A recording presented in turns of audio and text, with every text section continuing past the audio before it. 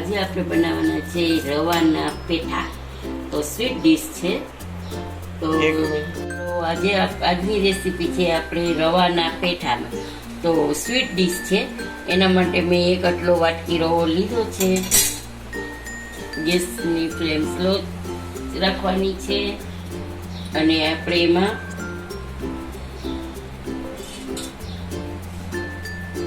ત્રણ વાટકી રવો નાખવાનો.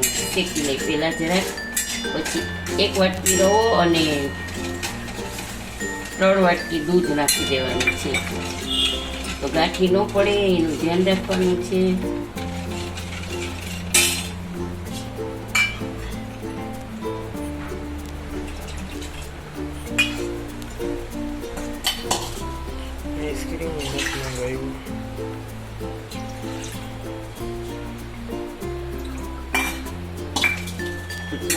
આપણે દૂધ 3 થી ઓછું રાખ્યું તો થોડું 2.5 વાટકી નાખ્યું છે દૂધ.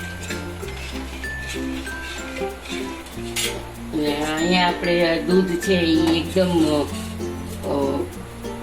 ફેટવાળું દૂધ છે, તો આટલું દૂધ આપણે ઉકાળવાનું છે. પછી તો એમાં આપણે ખાંડ જ ખાલી નાખવાની છે અને કેસર. તો એમાં આપણે 3 ચમચી ખાંડ નાખી દઈશું. 1 ચમચી આમાં, એટલે આપણું મોરું ન લાગે.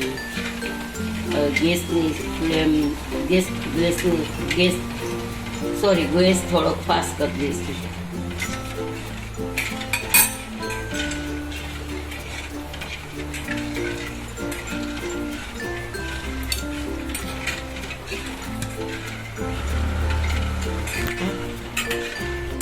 તો જોઈ શકો છો ગાઈસ, આપણું એકદમ ડોના ફોર્મમાં આવી ગયું છે અને એકદમ કઢાઈને છોડી દઈએ છે. તો આપણું આ તૈયાર છે. જોઈ શકો છો ભેગું થઈ ગયું છે, બરાબર. હવે એને આપણે ઠંડુ કરવાનું છે અને આ દૂધ છે ને એને આપણે ઉકાળવાનું છે. એમાં કેસર નાખી દઈશું આપણે.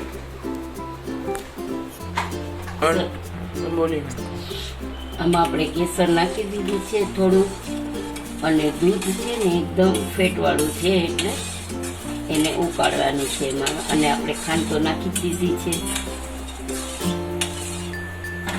પછી એને ઉકળે એટલે આપણે ધીમું કરી નાખીશું. તો જોઈ શકો છો ગાઈસ કે આપણું આ એકદમ ઠંડુ થઈ ગયું છે. તો હવે એને એકદમ લોટની જેમ આપણે એને એકદમ કૂણવી નાખવાનું છે.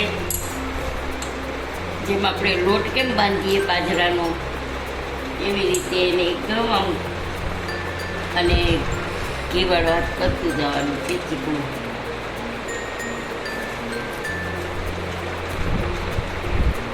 પછી એક સાઈઝના આપણે આમ લોહા પાડી લઈશું.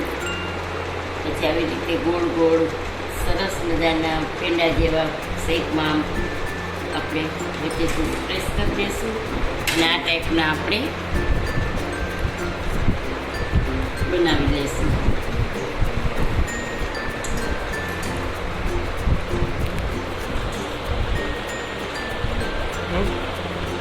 તો જોઈ શકો છો ગાઈસ, આપણું દૂધ એકદમ ઉકળીને સરસ મસ્ત રબડી જેવું થઈ ગયું છે.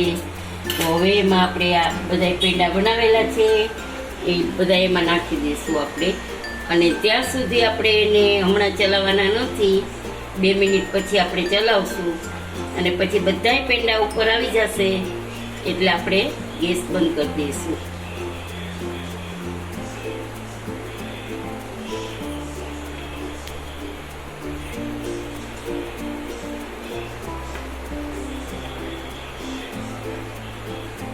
તો હમણાં ઉકળીને બધા ઉપર આવી જશે એટલે આપણે એને થોડીક વાર રેવા દઈશું, ચલાવશું નહીં આપણે.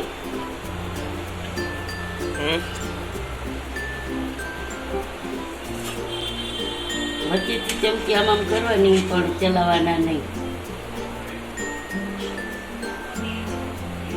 હવે એને ઉકળવા દઈશું આપણે 5 મિનિટ માટે ઉકળવા દઈશું. બધા ઉપર આવી જશે ને એટલે બંધ કરી દઈશું. રવાના પેઠા બધા ઉપર આવી જશે એટલે આ એક જાતની રસમલાઈ જેવું જ લાગશે તમને ખાવામાં. તો જોઈ શકો છો ગાઈસ, ખાવામાં તમને છે ને અંગુર રબડી જેવો જ સ્વાદ આવશે. હવે આ બધાય પેઠા ઉપર આવી જાય ને પછી આપણે ગેસને બંધ કરી દઈશું. તો જોઈ શકો છો બધા ઉપર આવી ગયા છે ને, જુઓ ઉપર જ છે બધા. નાખ્યા હતા ત્યારે નીચે હતા, હવે ઉપર આવી ગયા છે. તો હવે 2 મિનિટ માટે ઉકળવા દઈશું, પછી ગેસની ફ્લેમ બંધ કરી દઈશું. તો જોઈ શકો છો આપણું આ જે સ્વીટ ડીશ તૈયાર છે. તો બંધ કરી દઈએ છીએ આપણે, ગેસની ફ્લેમ ઓફ કરી દઈએ છીએ. ઓકે, ચાલો ગાઈસ, આપણી જે રવાના પેઠાની મીઠાઈ હતી રેડી થઈ ગઈ છે, સ્વીટ ડીશ.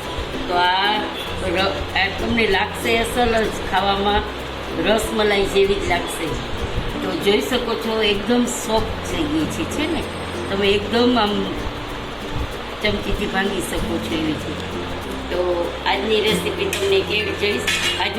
તમને કેવી લાગી તે જણાવજો કમેન્ટ કરીને. સબસ્ક્રાઈબ કરજો, લાઈક કરજો, શેર બટન પ્રેસ કરજો.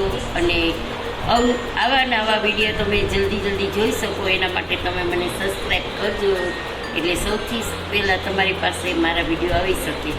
તો તમે મને કમેન્ટમાં જરૂરથી બતાવજો કે આજની રેસીપી તમને કેવી લાગી.